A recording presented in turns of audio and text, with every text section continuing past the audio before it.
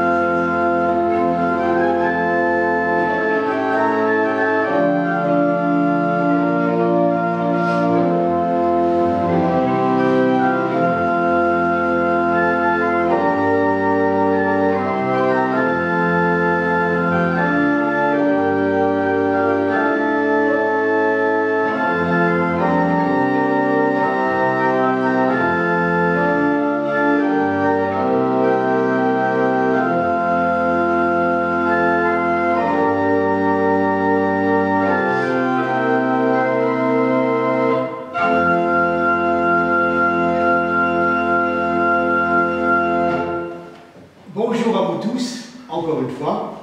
Soyez les bienvenus en ce culte bilingue du troisième dimanche après l'Épiphanie. Nous sommes venus en quête de lumière. La lumière du Christ nous accueille, qu'elle se lève en nos cœurs et nous unisse à sa clarté.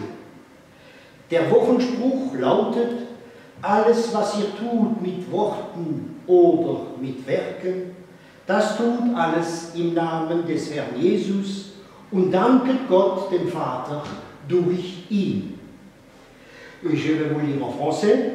Quoi que vous fassiez en parole ou en acte, faites tout au nom du Seigneur Jésus, en rendant par lui des actions de grâce à Dieu le Père.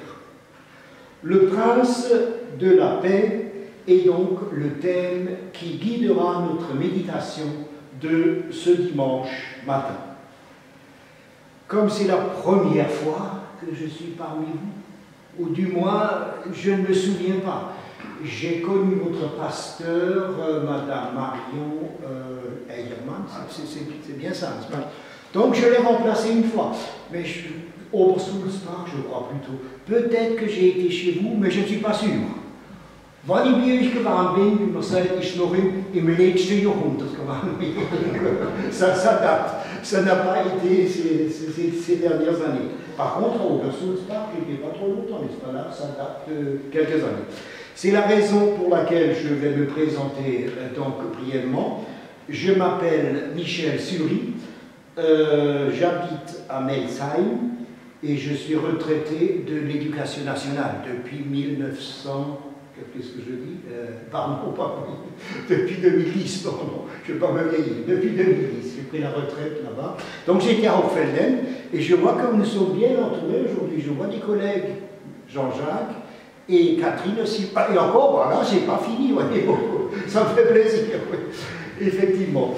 Et donc depuis que j'ai pris la retraite en 2010, donc, je m'investis un peu plus dans l'Église. Et j'interviens surtout pour célébrer des cultes bilingues, n'est-ce pas? C'est le cas chez vous, donc aujourd'hui. Je pense qu'il n'y a pas de problème de langue, n'est-ce pas? J'ai posé la question à vous quand vous êtes entrés, mais il y a quand même une dominante en français, n'est-ce pas? Voilà. Il y a des cantiques en allemand et une partie, d'ailleurs, tous les répons liturgiques sont en allemand. Et j'ai aussi prévu une petite prédication en allemand. Voilà. Donc, ensemble, nous allons donc commencer cette célébration en entonnant le premier cantique. Donc, c'est un cantique français, tout est bien affiché, cantique français, numéro 228, qu'aujourd'hui toute la terre s'égaye, nous chantons les 4 strophes.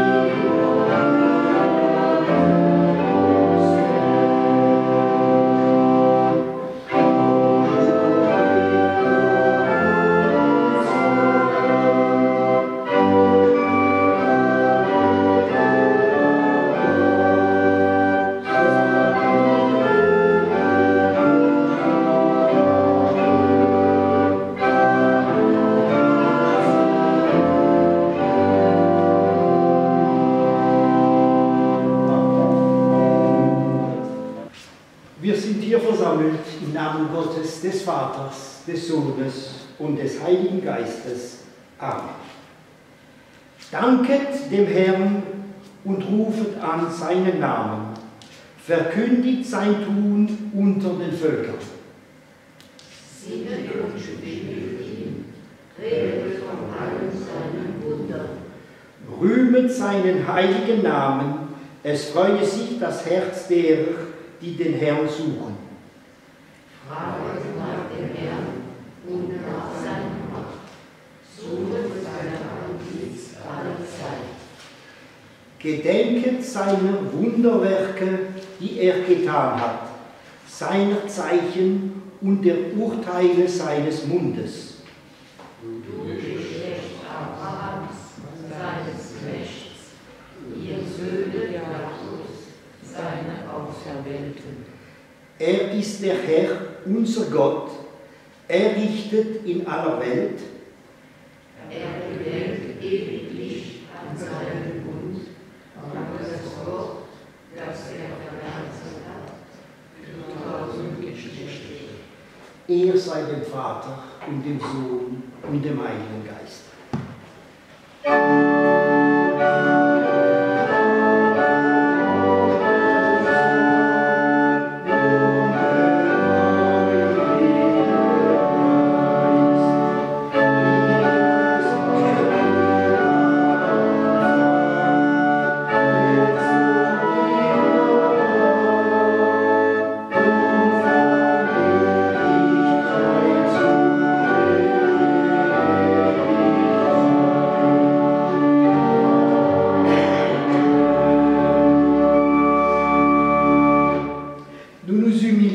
Devant le Seigneur et reconnaissons nos péchés.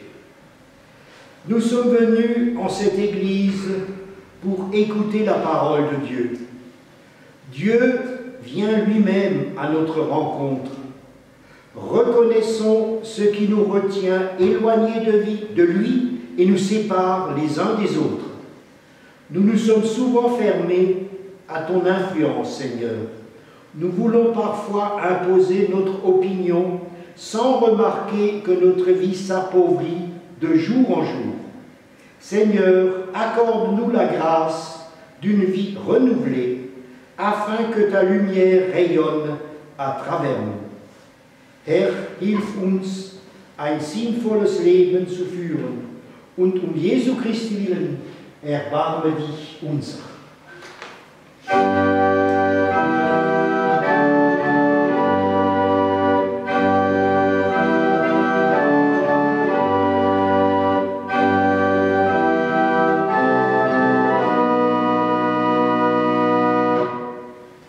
Le Seigneur veut nous accorder sa grâce.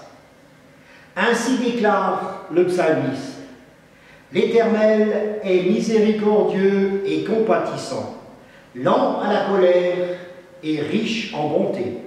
Il ne nous traite pas selon nos péchés et il ne nous punit pas selon nos iniquités. Comme un père a compassion pour ses enfants, l'Éternel a compassion pour ceux qui le craignent. Celui qui met sa confiance en Dieu et trouve sa joie en Jésus-Christ sera sauvé. Wir loben Gott und singen, Ehre sei Gott in der Höhe.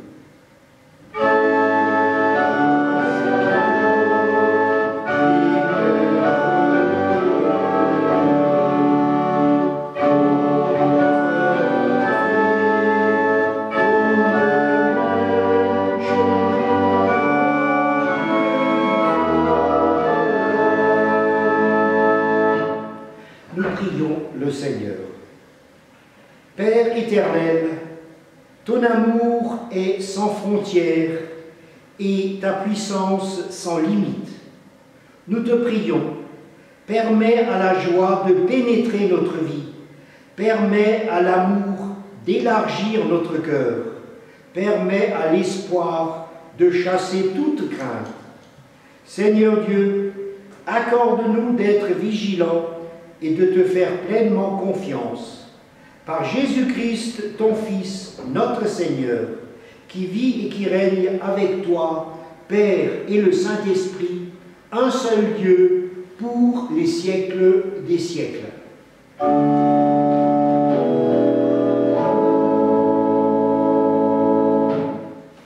Im 2. Buch Mose, im 33. Kapitel, lesen wir die Verse 18 bis 23. Mose möchte Gottes Herrlichkeit schauen, ist der Titel dieses Abschnittes. Nun bat Mose den Herrn: Lass mich doch deine Herrlichkeit sehen. Der Herr erwiderte: Ich werde in meiner ganzen Pracht und Hoheit an dir vorüberziehen und meinen Namen vor dir ausrufen. Ich erweise meine Gunst, wem ich will. Ich schenke mein Erbarmen, wem ich will. Aber mein Gesicht darfst du nicht sehen, denn niemand, der mich sieht, bleibt am Leben. Hier auf dem Felsen neben mir kannst du stehen. Wenn meine Herrlichkeit vorüberzieht, werde ich dich in meine Felsspalt stellen und dich in meiner Hand bedecken, bis ich vorüber bin. Dann werde ich meine Hand wegnehmen und du kannst mir nachschauen. Aber von vorn darf mich niemand sehen. Et maintenant, nous entamons le deuxième cantique, Oui, numéro 70. C'est un cantique allemand, puisque nous sommes encore dans la période de l'épiphanie, n'est-ce pas? Nous chanterons Wie schön leuchtet der Morgenstern. Très belle chanson qu'on chante malheureusement pas souvent. Voilà.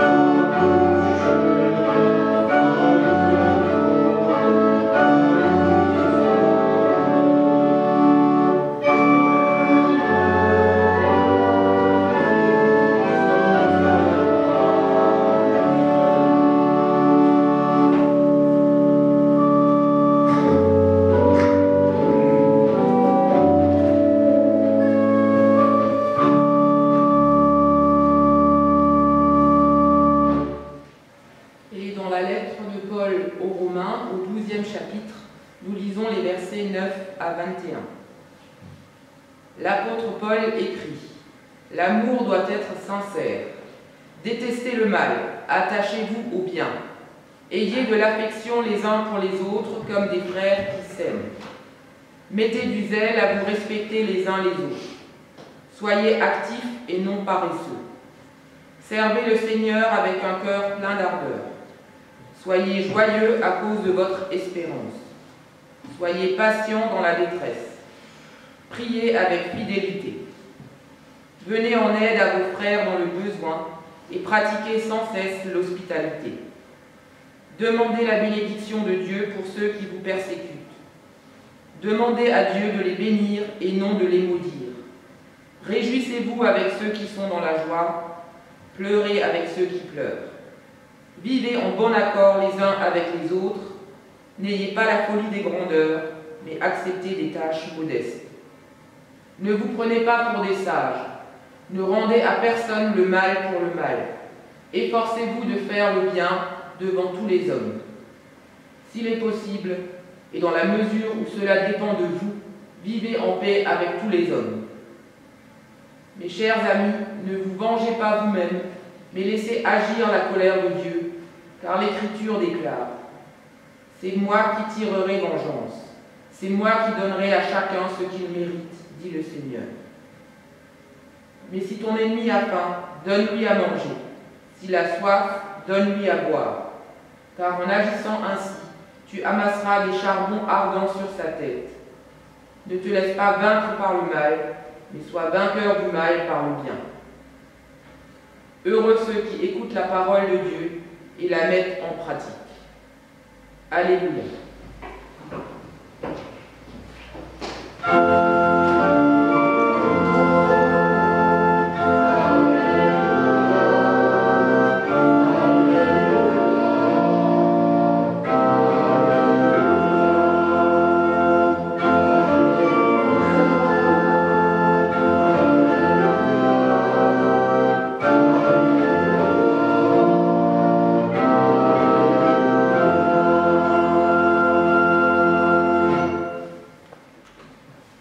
L'évangile de ce dimanche, nous le lisons chez Jean, au 2e chapitre, les 11 premiers versets. Premier miracle de Jésus en Galilée, est le titre de ce passage. Il y eut des noces à Cana en Galilée. La mère de Jésus était là, et Jésus fut aussi invité aux noces avec ses disciples. Comme le vin venait à manquer, la mère de Jésus lui dit « Ils n'ont plus de vin. » Jésus lui répondit « Que me veux-tu, femme?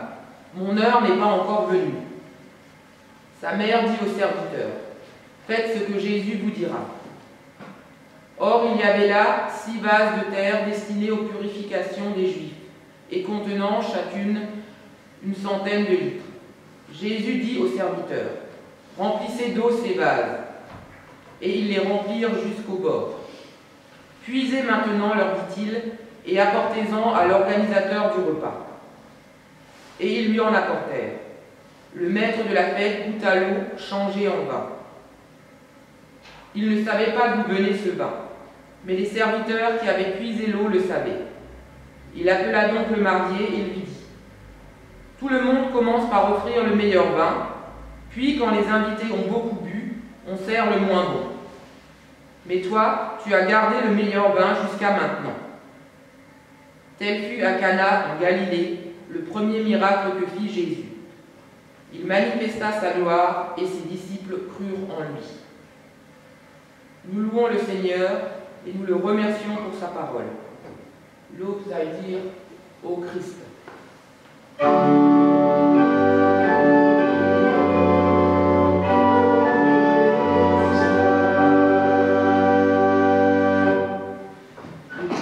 L'évangile que nous venons juste d'entendre est en même temps notre texte de prédication. Herr Jesus Christus, öffne uns die Ohren und das Herz, damit wir hören, wie ein Jünger hört. so werden wir dein Wort verstehen und es annehmen. Amen. Chers frères et sœurs en Christ, une noce a été célébrée à Cana en Galilée. Une grande réjouissance car en ces temps-là, une noce durait toute une semaine. On les compte, une semaine.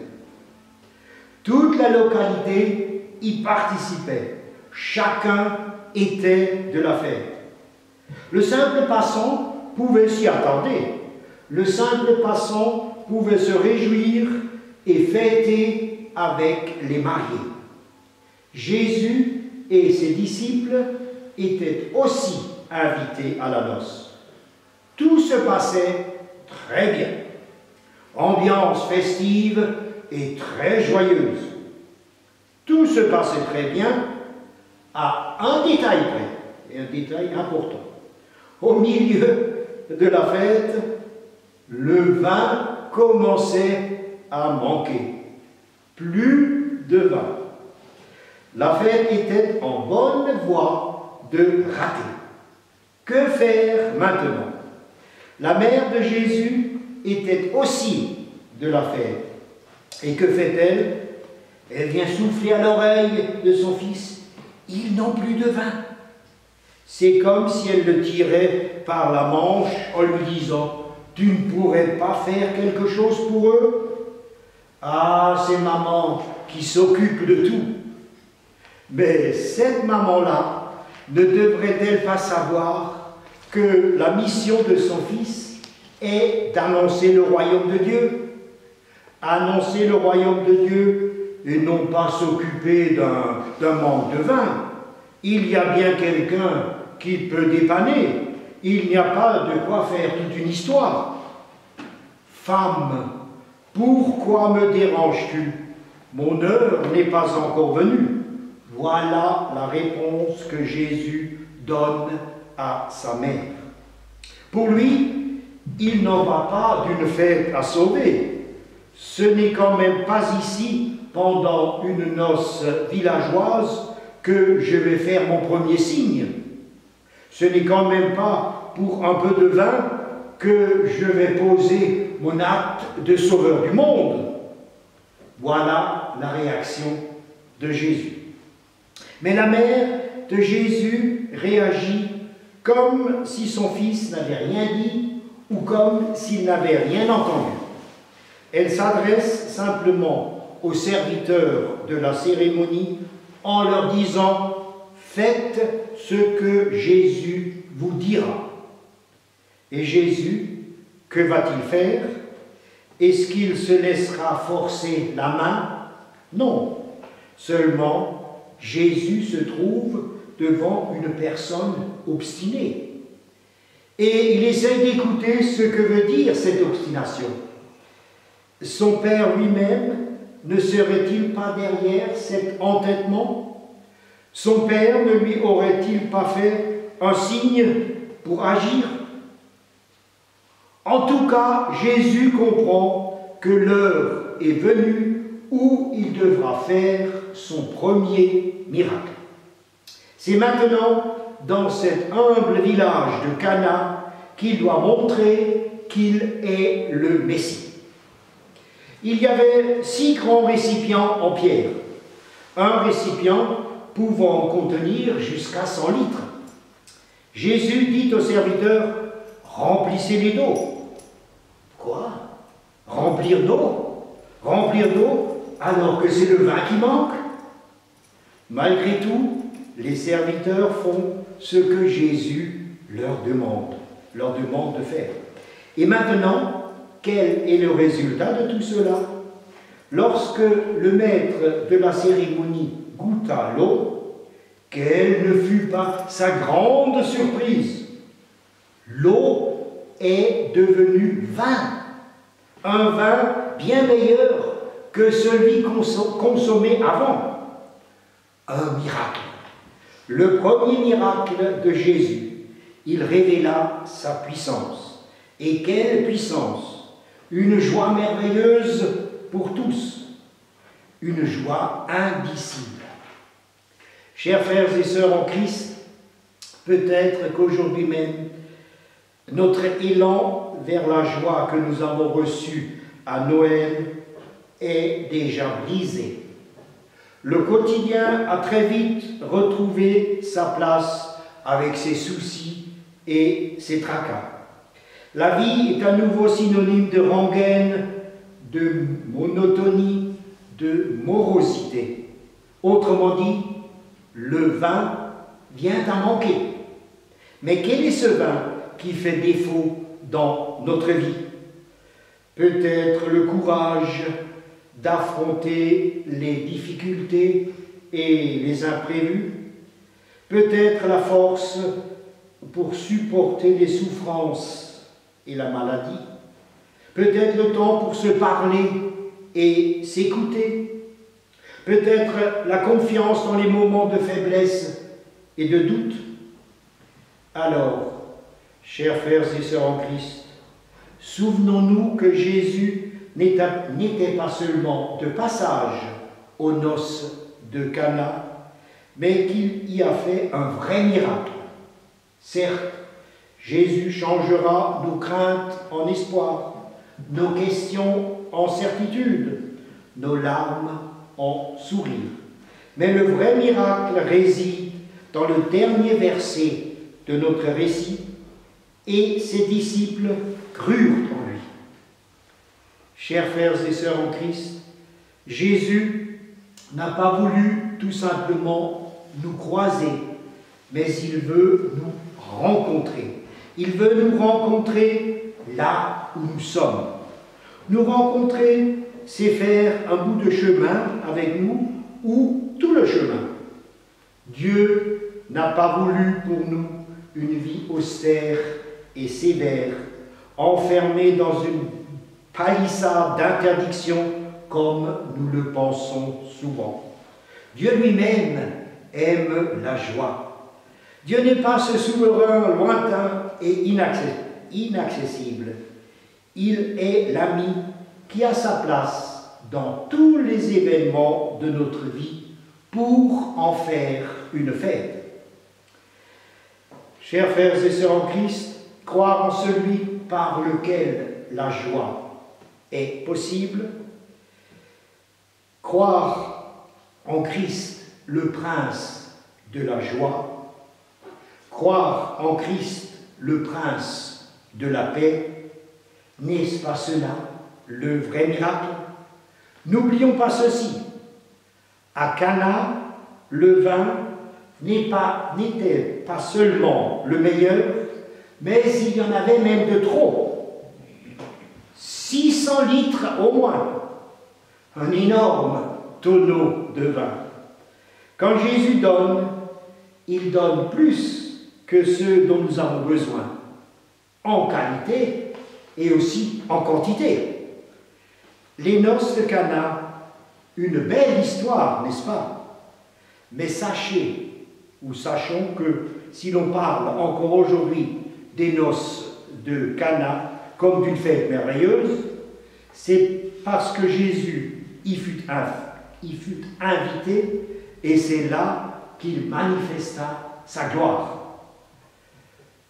Donc, comme je vous l'avais dit, n'est-ce pas, j'ai encore préparé un petit message en allemand. Et comme nous sommes encore, n'est-ce pas, dans le temps de l'Épiphanie. Le temps de l'Épiphanie, ça dure jusqu'à ce que nous arrivions au temps de la Passion, n'est-ce pas? Donc il y a encore quelques dimanches devant nous. C'est la raison pour laquelle j'aimerais vous parler un peu de l'Épiphanie, vous voyez, l'allemand, donc das Epiphaniasfest. C'est ce que je vais faire maintenant. Liebe Gemeinde, wir alle kennen ja diese alte, schöne Geschichte der drei heiligen Könige. So möchten wir diese Geschichte weiterführen mit einem Bild. Ein Bild, das nicht in der Bibel steht. Ein Bild, das aber bestimmt der Wirklichkeit nahesteht. Die Weisen aus dem Morgenland waren mit Gewissheit unterwegs mit Kamelen oder vielleicht auch mit Pferden. Um unsere Geschichte besser zu verstehen, bleiben wir bei den Pferden. Als sie angekommen waren, da mussten sie herabsteigen von ihrem hohen Ross, bevor sie das Kind in der Krippe anbeteten. Die Weisen waren bestimmt auch erstaunt, den König der Juden in einem Stall zu finden. Dieser König war ganz anders, als sie sich es vorgestellt haben. Und doch freuen sie sich, den König in all seiner Niedrigkeit und Armut zu finden. Sie knieten nieder und beteten das Kind an. Liebe Gemeinde, vor jemandem niederknien, das kostet schon etwas. Da muss ich Abschied nehmen von meiner Selbstsicherheit. Da muss ich Abschied nehmen von meinem Stolz. Da muss ich Abschied nehmen von meiner Vorstellung, alles selber schaffen zu können. Die Weisen aus dem Morgenland widersetzten sich dem Befehl des Herodes. Sie haben einen anderen Rückweg eingeschlagen. Liebe Gemeinde, müssen wir nicht auch oft umkehren und einen anderen Weg einschlagen in unserem Leben? Sollten wir nicht vielmehr auf die Stimme unseres Herrn hören? Die Geschichte von den 3 Königen will uns klar machen, dass wir uns immer von dem einen Stern leiten lassen, nämlich Jesus Christus. Und jetzt noch eine kleine, schöne Geschichte zum Schluss. Eine Mutter ging eines Tages in das Straßburger Münster mit ihrem lieben kleinen Sohn. Dieser stand ganz begeistert vor den großen Kirchenfenstern. Wer sind denn all diese Leute auf den Kirchfenstern?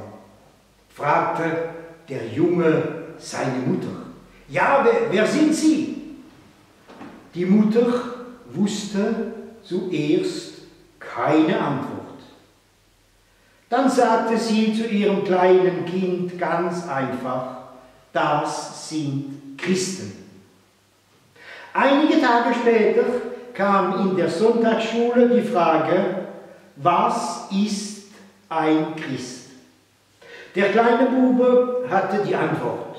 Spontan und ganz stolz sagte er, Christen sind Kirchenfenster, durch die das Licht strahlt. Kirchenfenster, durch die das Licht strahlt.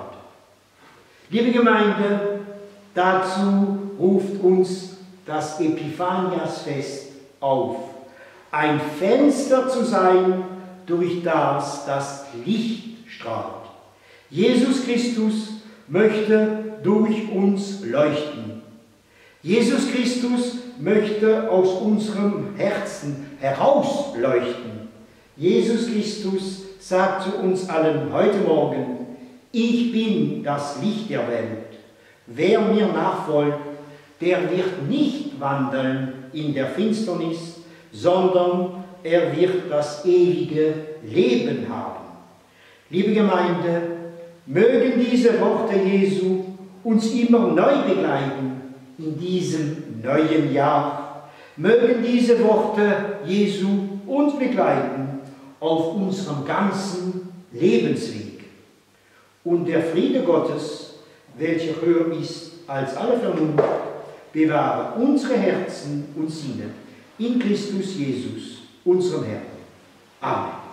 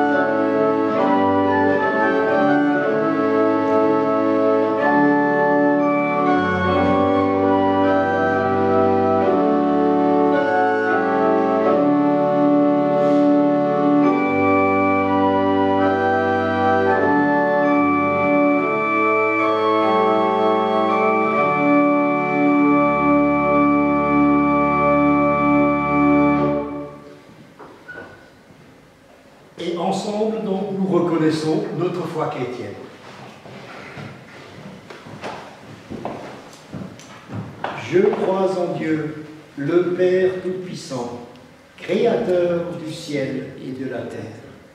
Je crois en Jésus-Christ, son Fils unique, notre Seigneur, qui a été conçu du Saint-Esprit et qui est né de la Vierge Marie.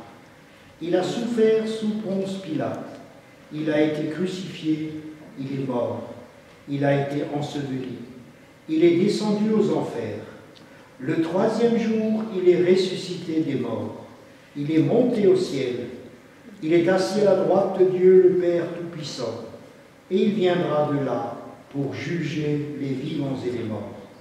Je crois au Saint-Esprit, la Sainte Église universelle, la communion des saints, la rémission des péchés, la résurrection de la chair et la vie éternelle. Amen.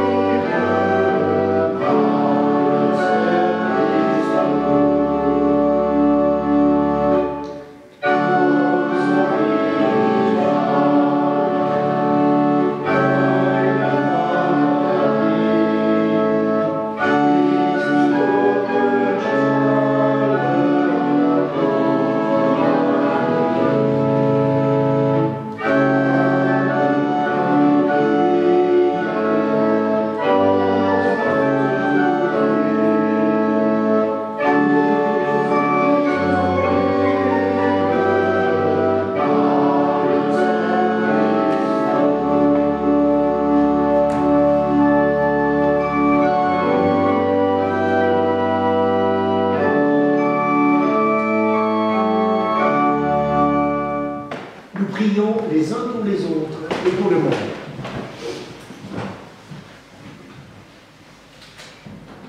Dieu éternel, ton Fils est notre espérance. C'est en son nom que nous t'adressons notre prière. Seigneur, nous te prions pour notre Église. Apprends-nous à nous adresser à Jésus dans nos difficultés et à prendre au sérieux les paroles du Christ. Permets à ton Église de s'adresser à tous les hommes, de les inviter à ta fête et de leur proposer la joie de ton salut. Seigneur Dieu, nous te prions pour les hommes et les femmes qui dirigent la destinée des peuples. Guide-les par ton esprit, afin qu'ils luttent contre l'injustice et veille au respect du droit de chacun. Seigneur, toi qui es la lumière du monde, nous te prions pour que ta lumière brille dans les régions du monde où sévit la guerre. Nous sommes toujours bouleversés par l'incessante attaque russe contre l'Ukraine. Dans notre espérance, nous te prions pour que la raison s'impose, pour que les attaques cessent, pour que la paix revienne. Seigneur, nous pensons à celles et ceux qui n'ont plus de quoi vivre. Apprends-nous à devenir attentifs et à porter des gestes de solidarité. Apprends-nous à respecter les étrangers et à défendre les droits des faibles et des pauvres. Seigneur, nous te prions pour que ta lumière enveloppe les blessés de la vie, les hommes et les femmes qui traversent l'épreuve du doute et du désespoir. Seigneur, nous te prions pour que ta lumière brille aux yeux de ceux qui ont achevé leur course sur cette terre et en ceux qui portent le deuil. Dans le silence, nous confions à Dieu ce qui nous tient particulièrement à cœur.